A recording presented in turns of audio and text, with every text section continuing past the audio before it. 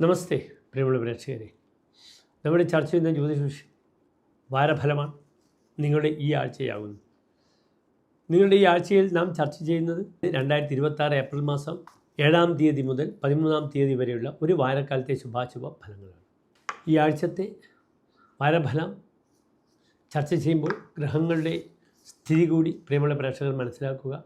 ഇപ്പോൾ ഈ വാരത്തിൽ ശുക്രൻ മേടൻ രാശിയിലാണുള്ളത്, വ്യാഴം മിഥുനൻ രാശിയിലും, കേതു ചിങ്ങൻ രാശിയിലും, ചന്ദ്രൻ ധനുവിലും, 12-ാം ഭാവത്തിൽ സൂര്യനും ചൊവ്വയും ശനിയുമാണ് സ്ഥിതി ചെയ്യുന്നത്.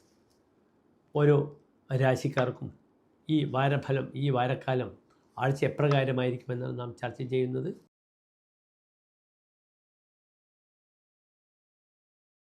നാം ആദ്യമായി ചർച്ച ചെയ്യുന്നു അശ്വതി ഭരണി കാർത്തിക നക്ഷത്രത്തിൻ്റെ ആദ്യത്തെ 15 നാഴിക വരുന്ന മേടം രാശിക്കാരുടെ ശുഭാശുഭ ഫലങ്ങൾ.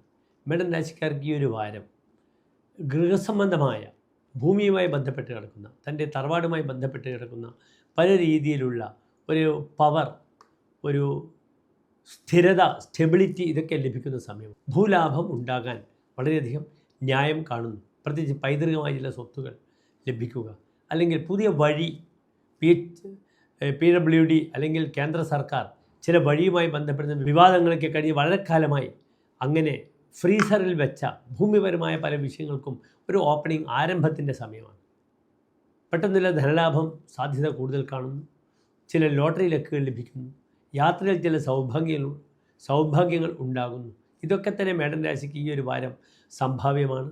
പൈതൃകമായ ഒരു സുഖം ലഭിക്കുക, സൗഭാഗ്യാത്മക മിത്രബന്ധു ധനവാക്, 9-ൽ ചന്ദ്രൻ വരുമ്പോൾ സൗഭാഗ്യങ്ങൾ ഉണ്ടാവുക, സന്താന ശ്രേയസ് ഉണ്ടാവുക, നല്ല കാര്യങ്ങളും സംഭാവ്യമാകുന്ന ഒരു വാരമാണ്. മേടൻ രാശിക്കാർ ശ്രദ്ധിക്കേണ്ടത് യാത്ര ശ്രദ്ധിക്കുക. അസമയത്തുള്ള യാത്രയിൽ അപകടങ്ങൾ വരും. പിതാവിന് അത്ര നല്ലൊരു സമയമല്ല.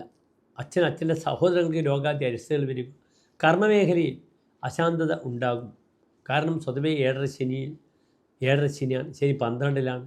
അത് മേടൻ രാശിക്കാരെ സംബന്ധിച്ചാൽ അവരുടെ കർമാധിപനാണ്, ജോലിയെ ചിന്തിക്കുന്ന ഗ്രഹമാണ്. അത് വളരെ ദുർബലമായി നിൽക്കുന്നു. ഇവിടെ ഏറ്റവും ശ്രദ്ധിക്കേണ്ടത് ശാരീരികമായി അസ്ഥി സംബന്ധമായ ബുദ്ധിമുട്ടുകൾ ശ്രദ്ധിക്കണം.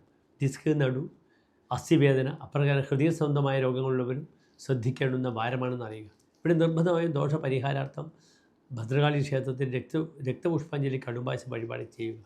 പ്രത്യേകിച്ച് നാളികേരം കൊണ്ട് മുട്ടറക്കണം. എന്തിൻ്റെ വിഷയത്തിലേക്ക്? ദേഹസംബന്ധമായ വിഷയത്തിലേക്ക്.